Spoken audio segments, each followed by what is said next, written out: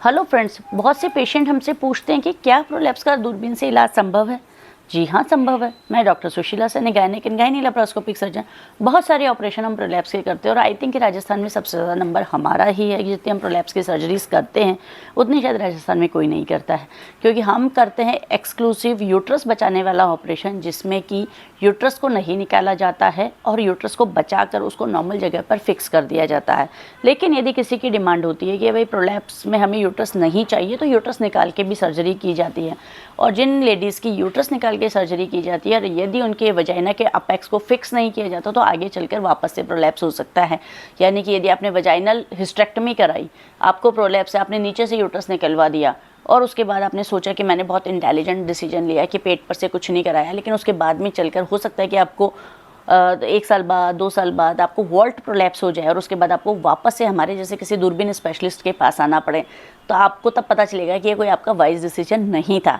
यानी कि यदि आपको प्रोलैप्स के सिम्टम लग रहे हैं, अब सिम्टम्स क्या क्या हो सकते हैं कि आपको भारीपन लग रहा है, वजाइना से बाहर निकलता हुआ कुछ दिखाई दे रहा है, प्रेशर फील हो रहा है, यूरिन या पॉटी जाने में आपको प्रॉब्लम क्रिएट हो रही है, या बच्चेदानी का कोई हिस्सा आपको इंट्राइटस के बाहर दिखाई दे रहा है, तो ये सारे सिम्टम होते हैं कि आपको प्रोलैप्स हो सकता है। तो जैसे आपको लगता है कि आपको प्रोलैप्स है, आपको डॉक्टर से संपर्क करना चाहिए, डॉक्टर से अपना गायनेक एग्जामिनेशन कराना चाहिए, क्योंकि बिना एग्जामिनेशन के कोई भी नहीं बता सकता कि आपको प्रोलैप्स है या नहीं है।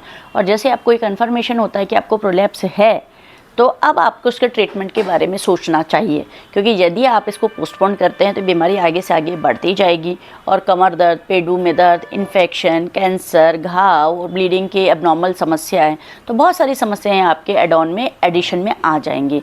यानी कि वही बात मैं फिर से कहूँगी कि आप अपनी बीमारी को खुद पाल पोस रहे हैं और पाल पोस के उसको बड़ा कर रहे हैं और आपको उससे कोई फ़ायदा नहीं हो रहा है। और जितने दिन आप बीमारी के साथ जीते हैं उतने ही दिन आपके अननेसेसरी लाइक अ हेल निकलते हैं। क्यों? क्योंकि आप यू आर नॉट कंफर्टेबल, आपको बार बार परेशानी होती है और बार बार आपके दिमाग में टेंशन रहती है कि मुझे ये परेशानी है, मुझे ये परेशानी है, और आपका दिमाग कहीं और फोकस हो ही नहीं पाता। तो आप कि नॉर्मल दिनचर्या भी बहुत सारी डिस्टर्ब हो जाती है। हो सकता है कि आप इंटीमेसी भी नहीं कर पा रहे हैं, आपके हस्बैंड से भी आपकी प्रॉब्लम चल रही हो। तो ये सारे सवालों का एक ही जवाब है कि प्रोलैप्स का लेप्रोस्कोपी से आप अपना ट्रीटमेंट करवा सकती हैं। चॉइस आपकी होती है कि यदि आपको प्रेगनेंसी चाहिए, आपको फैमिली आगे बढ़ानी है, या और कुछ भी, आपको यूट्रस नहीं निकलवाना, तो you can opt for uterus preserving surgeries, यानी कि बच्चेदानी को बचाकर की जाने वाली सर्जरीज़ के भी बहुत सारे ऑप्शन हैं, जिसमें हम सेक्रोपेक्सी करते हैं, हम पैक्टोपेक्सी करते हैं, जेडीएस टेक्निक हमने अभी निकाली है। क्योंकि जो पुरानी टेक्निक्स थी उनमें जाली लगाकर बच्चेदानी को फिक्स किया जाता था। जाली के अपने साइड इफ़ेक्ट होते हैं, जिसको कि मैश के साइड इफ़ेक्ट बोलते हैं।